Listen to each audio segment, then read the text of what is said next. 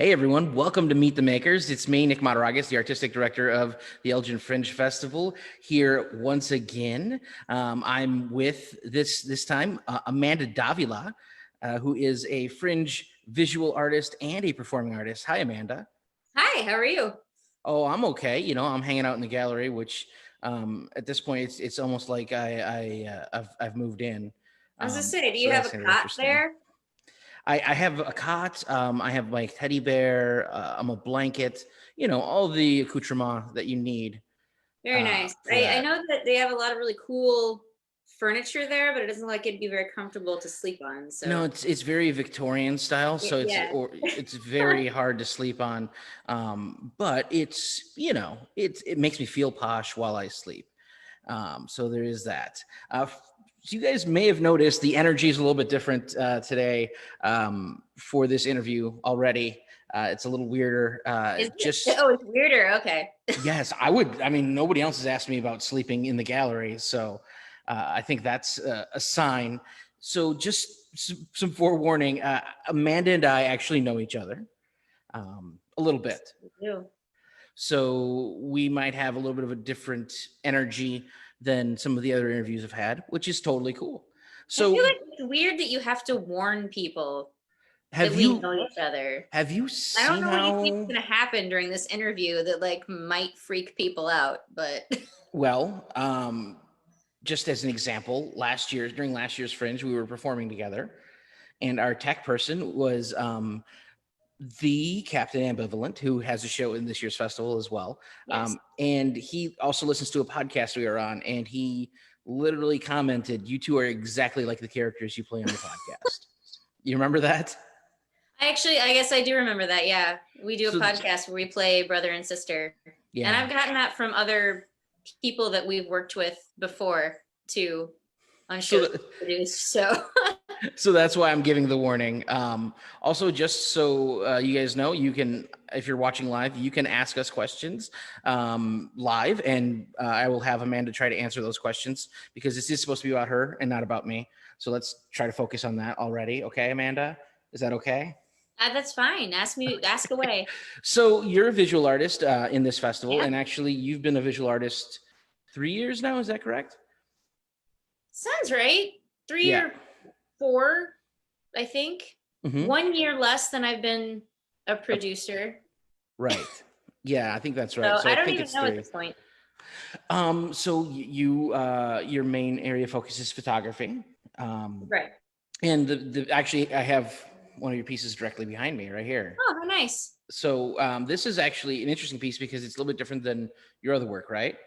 It is, yeah. It's something that it's one of the first pieces I ever created actually. And it's I don't know, I wanted to put something different in the show this year. I usually do a lot of travel photography and landscapes and just pretty things. And I'm typically a digital photographer, but Right. that piece is actually a manipulated photograph that I did in the dark room. So it's a real picture on paper and with film and everything. So are you saying that digital photos aren't real pictures? I am not saying that they are not real pictures, but I don't know, it's different. Okay. And It's then like vinyl versus an MP3. Still music, but it's different. that's fair. I think that's a Yeah. fair assessment is vinyl versus MP3 or like synthesized music versus using like an actual drum instead of a drum machine, that kind of an Hmm. idea. Um, it's just different. I think that's a good way to put it. And then your other piece is a digital print, correct? Yes, yes. And a lot of your work is based on your travels. So maybe tell us a little bit about that, about how you look at your photography and how it impacts your travel, or how your travel impacts your photography. Um, I mean, I guess I those are two things, travel and photography, that I absolutely love. So I figured why not combine them and document all of my travels because I love to travel by myself. I mean, I love to travel with friends and loved ones too, but I love to travel by myself. So a lot of times it's just me and my camera and looking around at the world around me. And it's kind of the best way that I can preserve what I see and try to bring it back for both myself and for, anyone else that might be interested and not be able to be privileged enough to do what I get to do, which is road trips and sleep in my car and live off coffee and beef jerky for a month at a time. So it's interesting. You talk about it, and I think travel photography has a wide range of what, like the reason why, but like you're talking about, like basically sharing the experience with people that don't get to have it in person, and that's a really interesting and almost kind of selfless approach to that kind of photography. I never really thought about it that way, but I guess that's why I also I don't do hardly any digital manipulation. I Hmm. know that that is an art form in of itself, but for me, I want to represent that person, that place, that thing, whatever it is that's in front of me, as accurately as I possibly can. So, 99% of what you see, in the print is what I saw. It's not it's not something that I've created. It's something that I've preserved, I think. That's cool. That's really cool. We have a question from a viewer, Ooh, so I'm gonna ask the question. It's from Ghostly Podcast, who they've been part of the Fringe Festival before. we So have. thank you for watching Ghostly Podcast. They ask, "What's your primary inspiration, and can you paint?" What's my primary inspiration and can I paint?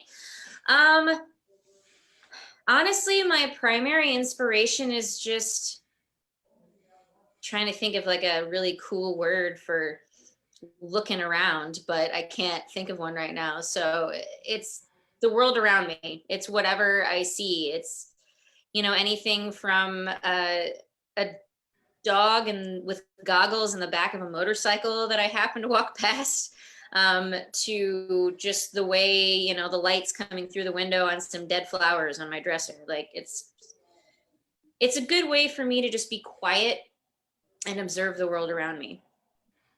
And I do not paint. There's a reason that I'm a photographer. I do not draw or paint. I'm not good at it. So you've never painted? I have for art classes in the past. I passed those art classes, not with flying colors, but I got through them. Okay, fair enough. Fair enough. I do want to share some of your work, so I'm gonna go ahead and pull that up if it lets me here. Only show the good stuff. Well, I'm going to show just a few things because obviously we can't show all of your good stuff because that'd be difficult. But um, here is a piece from Route 66, which is Really? really, I don't know how you guessed that. yeah. So that's actually something we both have in common. We've traveled on Route 66 before. Both of us Mhm. have. Where was this on 66? Where was I? I think I was still in Missouri. When I saw that, it was like there was this little piece of Route 66 because it's not in of itself isn't intact anymore. It's like kind of in bits and pieces. Hmm. I think it runs parallel to what is it, Highway 40, I think. That might be But right. so I got off at one of the little Route 66 exits, and I drove a mile, and then the road just ended. So I had to turn around in this person's driveway. And as I pulled up in this person's driveway, I just happened to see that mailbox that said Route 66. So I was like, well, there's a reason that I came down this road for a mile and I have to turn around because here's this picture now. Well, one thing that I've noticed is that you kind of like decayed metal. I think like you have a series of like old cars that you've taken I photos love, of. yeah, I love decay and old things. I think they're still beautiful.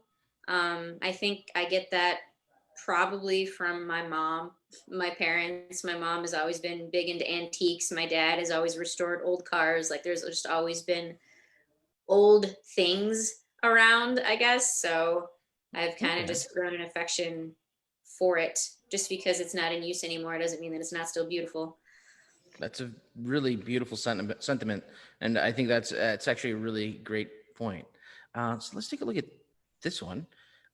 So this one is very interesting. It's obviously a piece of a mural of some sort, Hmm. um, and it's got this very like overarching feel because of the look on her face and then the interaction with the people on the street. So tell me a little bit about taking this photo.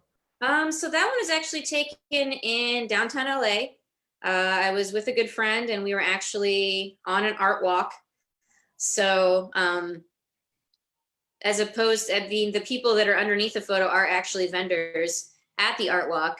So it's, you know, artists and art both in the photo. And I love the lighting of it because it was nighttime when I took it, obviously.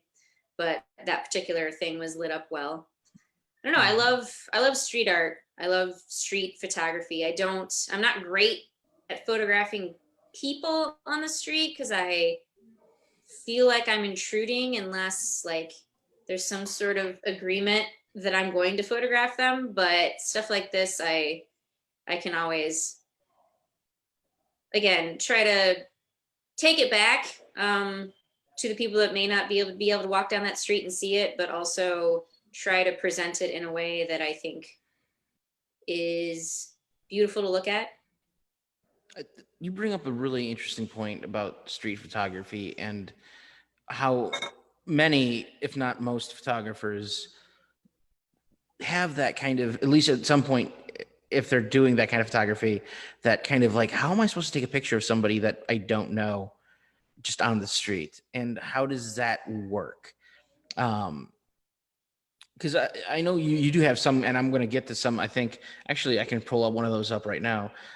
Photos of people from on the street, and you do have quite a few actually. But is it really like? Have you ever had somebody get like angry or like react funny or strangely trying to take The their day I photo? took that photo, actually.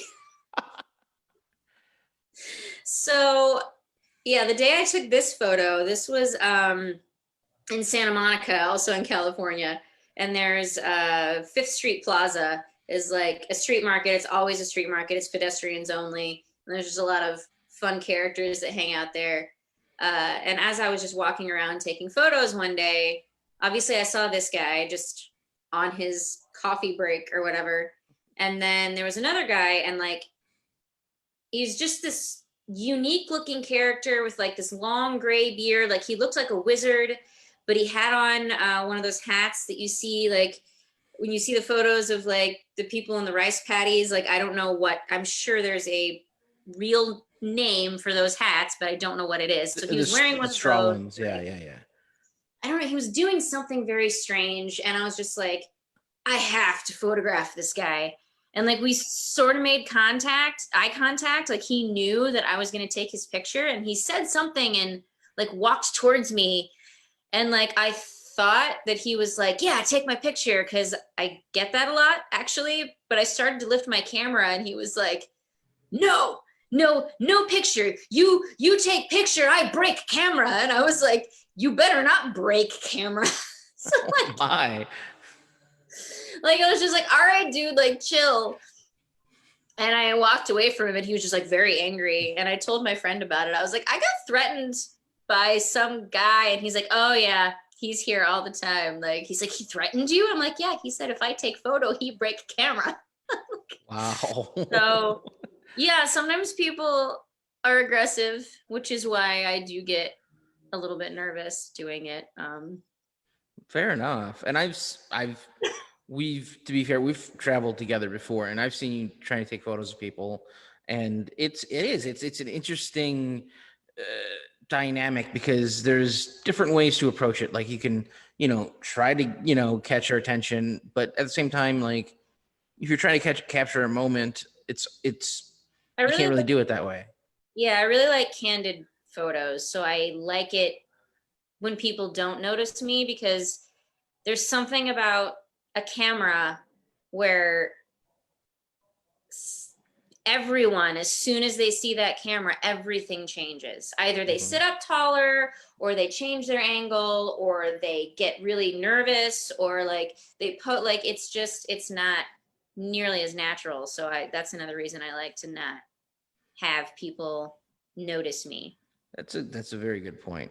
We So all act different this, when we're being looked at, for sure. yeah, for sure. This is gorgeous. You have this beautiful blue sky and these these hills of striped colors. So where was this taken? That was actually in the Painted Desert in Arizona. Okay. Is this like on the main trail or did you just come across it? There's a specific trail in there and I can't remember. It's literally like called the Purple something or other trail. It might be actually geotagged on my Instagram, but I can't remember what it is off the top of my head. Fair enough. But I just stopped and I was like, holy shit, holy crap. Oops, sorry. Oh, Yeah, this is actually purple and blue. And it was yeah, you can see really the beautiful. stripes down here that are just beautiful. It's gorgeous. Let's see. Okay, I see. And this is, I love this kind of stuff. I love kind of grungy, dirty, messy things. And so this also goes along with, talking about things that were kind of decayed. What is going on in this photo? So this is another fun story. This is in Toronto. This is like a punk bar called the Bovine Sex Club. It Mm, is not a sex club. It's like a music venue. It's a fairly famous music venue. I didn't realize that when I was taking the photos, but I was like, I have to take this picture. And as I was taking these photos, there was somebody that was like, "Hey, have you ever been inside here?" And I was like, "No, I just saw whatever's happening here, and I needed to take photos. Like I couldn't not." And he's like, "Well, I'm like going inside right now. You want me to ask the owner if you can come hang out?" I was like, "Is this place open?" He's like, "No, it's not open, but like he was like making a delivery or something." So the owner actually let me in and was like super, it was so cute because he was super excited. Like, here, like, here's this and here's this and here's this thing that I have. And like upstairs we have a tiki bar. And he's like, you got to come back like when it's the full atmosphere. So he like turned the house lights off and like turned all the weird Christmas lights and like lit up skulls and whatever else was going on. He's like, you got to get the full like atmosphere. So it's kind of fun. that's awesome. You never know who you're going to meet, especially if you're carrying a camera around. People will usually talk to you and Nice. not want to break your camera. So most people are usually pretty friendly. That's always good. Let's take a look Yeah. at one more. Oh, how about this one? This is beautiful with the fog in the background, and I don't know if people can notice, but there's a person right here. That's a person. So that's how big a giant sequoia actually is. And I actually took this with my cell phone. Oh wow, really? Yeah. It is an iPhone photo. Okay, well that's a little bit different than the other ones then, right? A little bit, yeah. So most of the other ones you take with a DSLR, right? Yeah, generally Okay. speaking. But my the lens that I had on my DSLR, which I did take several photos in the forest that day, but the lens I had on my DSLR, because those trees are so enormous, I couldn't quite get far enough away from them because I didn't have my wide angle with me. So I just snapped a couple with my iPhone. Okay. And I liked this one because that girl, it was the woman, was standing in front of it. So I think that's something that's you make an interesting point, and I'm going to go ahead and come back to just us here. But talking about lenses and working with a DSLR, and I think that's something that a lot of people that don't work in photography or have experienced, that kind of photography before, they don't understand of the idea of how that lens can affect that. You talked about a not having your wide angle lens. mhm. So is that something you normally shoot with a narrower lens or? So the lens that I have on me all the time, it's not a fixed length lens. It's a what is it? It's like a 300 millimeter lens, but it's like 70 to 300 millimeters. So it's got a huge range of focal lengths on it. And for anybody who isn't into photography, basically what that means is I can zoom way in, which is great for trying to shoot someone way across the street that I don't want to see me, or wildlife or whatnot. Um, but isn't always great for like if you are at the Grand Canyon or there's a super, super, super tall tree, because you Mhm. can't, it zooms in to an extent, you can't quite get far enough away from it. So that's where like a wide angle lens comes in. Right, it's a sacrifice, right? Right. To get more focal length, you lose width of the shot. So Exactly. So that's actually a really interesting piece of information. So how long have you been doing photography? I've always liked photography. I mean, I was doing photography when I was like 15, the first time my mom and I went on a group trip to Europe, but it was, her camera, her film camera, and then like I think I had like 3 or 4 disposable cameras that I was using at the time. But um I always liked taking pictures, obviously, of my travels when I really started traveling, and that's around 15 is where I really started traveling. We went on that first trip to Europe, and that was pretty much it for me after that. Um, but then I always wanted to have photos of everything. Like I had some friends that actually passed away in a motorcycle accident when I was 18, and realized afterwards that I had almost no photos of them. So it was after that that I was like, I'm taking photos of everything, because it was such a weird thing to not have photos. And I think it's probably really strange for people now because we all have camera phones. So we all take photos of everything all the time. But at that time, most people didn't have a camera with them. So we just didn't have a lot of photos. I But, think I think that's a good thing to remember for people that aren't old people like us, right? um, that we didn't always have cameras in our pockets. So there was a different feeling because of that. So you did you go to school for photography then, I or did. I went okay, to Columbia College Chicago. I have a degree in photography. So, okay? How's that paying off for you? oh, well, I mean, I'm still in debt. It's awesome. I'm still paying for it. The experience was great. I mean, I got to use a lot of different equipment and learn a lot of different techniques. I know a lot of people who have photography degrees that haven't ever been in a dark room.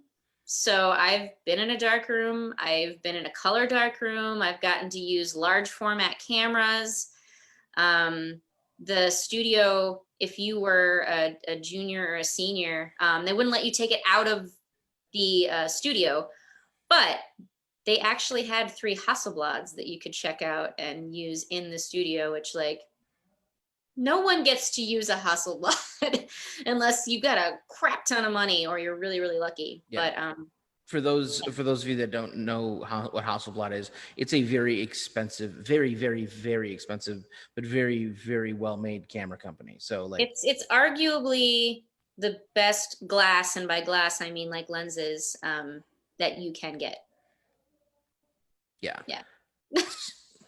interesting. I think that's an interesting point. The idea that now there are people that get degrees in photography that have never stepped foot in a dark room, and that's such a wild idea to think about. And how much the world of photography has changed over the last couple decades.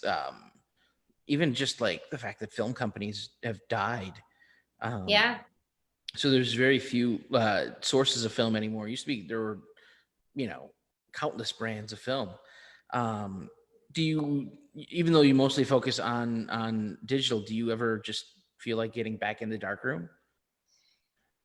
Yes, I miss the dark room. I loved the dark room in school. I would choose to do film for projects that I could do digital for. Like one of my studio finals when I was in school, I used large format film. And everyone's like, you're doing the view camera? You're doing your whole project on large format film? Like, isn't that so much work? Why aren't you just doing digital? I'm like, because I love film, and especially large format. Like, nobody works with that anymore. It's such a niche thing. Hmm. I wish that I did have my own dark room. It would be great. I miss film. I miss the smell. I miss the smell of developer and just listening to music in the dim lighting and literally watching. It's like magic. You watch it appear before you as it swishes through the developer. Like, you don't know what you've got until that, as opposed to digital where you take the picture, you look at it, I want to try a different one, I want to try a different one. But I don't know, when you use film it slows you down because you know that you don't know what you have. So you have to think about it a lot harder, I think, rather than just, you know, snapping 400 photos and going through them later. Are you making fun of me right now? No, I'm not. I just because we've talked about photography and you know I take a lot of photos. So do I. But it's so much easier when you're using digital because, I got like a 32 gig card. Like I can take a couple thousand photos where with film, you've got 32 photos and If you've then got you a have big to roll, change the roll. right? And that was a big roll. 24 That's a big was roll. Yeah, you can yeah have 24. yeah. You're like, wait, I'm out of and, film already. and, you're paying $7 for that roll and then you have to pay and take the time to develop it. And if you're using large format, like I like to, you're paying $1 or $2 per sheet. So it definitely slows you down and makes you think a lot more. It makes street photography and stuff a lot more difficult for me because you kind of have to be quick with it. Mm-hmm. But for fine art or nature or whatever, or portraits, I think it's great. Well, you mentioned being quick, and I think that's another thing about digital is it's a little bit more forgiving than film in the Mm-hmm. sense of your settings. Like if your speed is a little off or your aperture is a little well, you can't really fix aperture. Let's be real. But if your shutter speed's a little bit off or your ISO's off, you can kind of tweak that digitally a little bit easier than you can with film. Yeah. So that's actually a very interesting point. Um, I'm gonna just switch gears just a little bit here because, like I said at the beginning, you are both a visual artist in the festival, but also a performing artist in the festival. Yeah. So maybe tell us a little bit about the show you're in the virtual festival. Well, this show is called In Memoriam. It's kind of a sampler platter of all of the stuff that we do with the production company that I'm part of, Memoriam Development. So there's some musical improv, there's some long form improv, which the improv portion is, for anyone who isn't familiar with improv, it's all made up on the spot based on a single suggestion. It's a little weird this year. Usually we have an audience to play to. This time we had to like get a suggestion from a book. It was like, this word, okay. But it's definitely still improvised. We also did some comedic sketches and one short dramatic play from our show Nightshade that we've done before. So yeah, I got to write some of it and perform in most of it. And Yeah, then I know you know the other creator of it, so I don't. no, Not for the life of me, I couldn't tell you who the other person in that show is. Dave Musto. Um, Dave Musto is in that show. There you go. He's in the show. He plays a mean guitar. He does. He plays a really good song in that show. He does. Probably the That he actually best. wrote, unlike me, who I don't write music, so you get So what you get. He so actually you took time to you write something. you mentioned how weird it was to do improv without an audience in front of you. What do you think the biggest challenge of that is? Is it empty room improv? I guess. No feedback, no energy. Um, I I know everyone says they're an empath, but I'm an empath. It's one of the reasons I love performing so much live is because I can feel that energy. You can,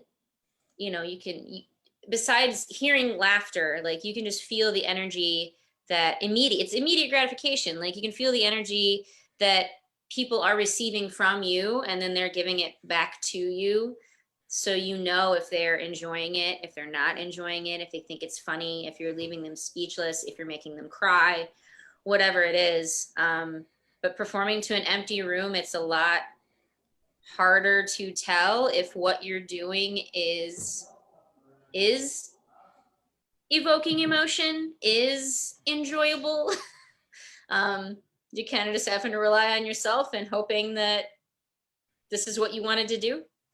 So that Yeah. live audience definitely, I can switch gears. if whatever I'm doing, especially with the improv, isn't working, I can, get that feedback immediately and switch gears and try something else. So, It's interesting. Speaking of improv, because I think a lot of people wonder how improv works because they're like, how do you make stuff up that quickly? How do you feel like what do you think is the most important factor in strong improv? connection with your scene partners. Okay. Do you feel like you get that with in this? You get a connection with your scene partner at I all? think so, yeah. I feel like we've worked together enough. We got each other's backs. I know that nothing weird's gonna happen. That Nothing weird is ever going to happen.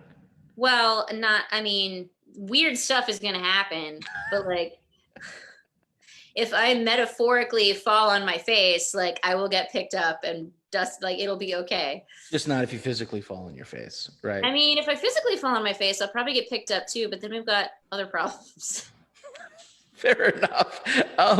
So we talked about a bit of the challenges of doing improv without an audience, but I think, and I could be wrong, but I think there were other facets of the show that may have been enhanced by going to video instead of the traditional in person. Did you find there were certain parts of the show that you think actually, I don't know, worked better or worked differently in an interesting way? I think it was fun to get to actually, have some costume changes and have, some graphics and music and a little bit more production value than we normally get to work with because more in development, we do a lot of black box theater, zero budget, like almost no prop, all imaginary, like use your imagination kind of stuff. So it was kind of nice to uh, have multiple takes. So like if I did flub my lines, we could start over again. To be able to actually add a little bit of production value to stuff is fun. Something that I don't normally get to do. But Did you flub your lines ever? absolutely, yes. But no, don't tell anybody. No, I never messed up That's at right. all. I'm Yeah, perfect. that's right. I forget. I keep forgetting that. I got to tell people you're perfect. Hmm. So, this is not your first time performing with Elgin Fringe. Nope. So maybe take us through your Fringe journey. How did you end up performing in Fringe festivals, and how did you get to this point? Well, I went to Elgin Fringe Festival their second year. A friend invited me because he had been invited by one of the performers. So we were like, let's go check out this thing in Elgin. There's a bunch of theater and music. We like that stuff. So let's go check it out. And it was, I don't know, I think we were charmed by it. So uh, the next year, I had an idea for a play. I had never written a play, I had never directed anything, I had never produced anything. But I submitted my idea for this play in March to Elgin Fringe Festival. And because they are an uncurated festival, it got accepted. um, so then I had to figure out how to write and direct and produce a play. And it was terrifying. But I did it, and people came to see it, and they seemed to like it. So after that, it was like, okay, well, this was the hardest thing I've ever done. So I guess we can keep doing it because we got over that hump.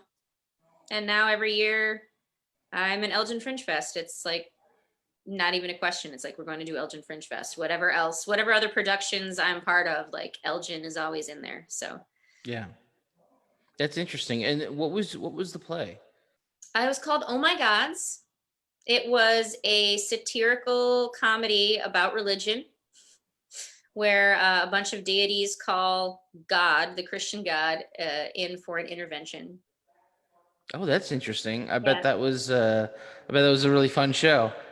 I think so. People seems to like it. I mean, is it my best work ever? Could it use some improvement? Absolutely, but overall, I think it was pretty successful. People seem to enjoy it. Well, I hope it didn't like, premiere inside of a church or anything. That would have been weird. That would have been weird, Yeah. especially if it was a Methodist church, Yeah. which isn't a venue at Elgin anymore. I think I broke it. Like, this is the 1 year that the Methodist church was a venue at Fringe Festival, and I performed a satirical religious play there, and now they're not a venue anymore. Venues change. I don't know. It's probably your fault though. It probably Probably. is. Awesome. Do you have any other things going on, performance or art wise coming up? I don't have anything else visual art wise. Unfortunately, there aren't many gallery shows or art fairs or anything going on right now. I know there are some, but I don't know. I just haven't, because of COVID and all the weirdness. I haven't put a lot of effort into that this year. But I am working on a new project called Nightshade, which Nightshade is something that Memoriam Development, this is our third year doing it. It is normally a stage play, horror anthology play, 10-minute horror themed plays in one production. But this year we're doing something a little bit different and we're moving to film. So it's going to be a web series instead that we're going to release the first Saturday of every month starting Halloween. So that'll be a new exciting endeavor. That sounds amazing. It really does. I hope so. I hope so too. We should, people should definitely check it out. I think I'm going to be in the first one. I'm not directing the first one, I don't think, but I am going to be in it. I think we're in the early stages of figuring out how this is going to work, but there will be something up by October 31st. And I believe it's going to be called When the Night Wins is the first name of the first episode. I was going to say play, but it's now an episode. Installment? I could change my lingo and everything. I don't know. It's going to be very strange. That's interesting. We did have one more question on Facebook. Okay. So this is going back to your travel and photography, but Ghostly Podcast asked, with all of your travels, where is your favorite place? That's hard. Favorite place in the US? New Orleans, always. Favorite place internationally that I've been? Probably Sicily. Okay. Interesting. And so why those two places? New Orleans, just everything about it feels like home. It just, I don't know, if you can humanize a place, just feel a kinship with it. It's the food culture, the celebratory culture, the architecture, the people. It has this beautiful light vibrance about it, but also has this dark kind of macabre, voodoo energy to it that it also celebrates equally to its beautiful, bright side. So I can relate to that because I feel like it's the city version of me in a way. Interesting. I don't know, just every time I've been there, it's just felt like home to me. So I just absolutely love it. That's actually really interesting. We got another question. Can you believe it? Is it from Ghostly Podcast or somebody else? It is actually also from Ghostly Podcast. I love you, Ghostly Podcast. Thank you for tuning in. It asks, how can I find out more about this nightshade? How can you find out more about this nightshade? Well, you can always follow Memoriam Development on Instagram. We're Memoriam Development. You can go to Memoriam Development on Facebook. And we also have a website, memoriamdevelopment.com, that has recently been revamped and is really awesome now. And a lot of new information pops up there. So that's 3 different places that you can get updates on Nightshade. You can also, through pretty much any of those, I believe, sign up for Memoriam Development's newsletter, and you'll get a newsletter once a month about all of the new cool things that we're doing. Oh, that's awesome. How about what about with your art? Where can people find more about your art? So they can go to my Instagram, which is HCWT photo on Instagram. Have camera will travel photo. And on Facebook, I'm have camera will travel photo.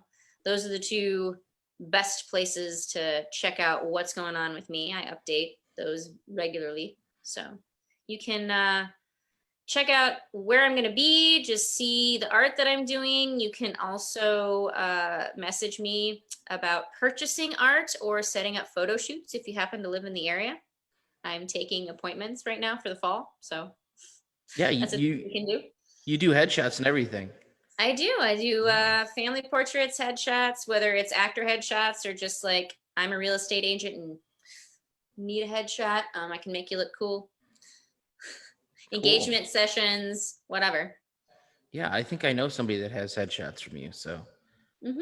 yeah, I think they're pretty happy with them. So That's that's good. always I'm good. glad. Well, thank you so much for joining me. I hope I didn't make it too weird. I don't think so. Oh, okay. Sorry. Jeez, fine. But once again, thank you for joining me. You can check out Amanda's work here in the gallery at Side Street every Friday, Saturday, and Sunday through October 4th. It'll be up on the walls here, so come check that out.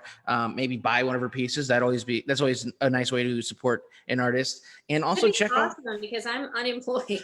Right? I mean, look, she's unemployed. All she does is make weird improv videos and take photos. You need to support her somehow.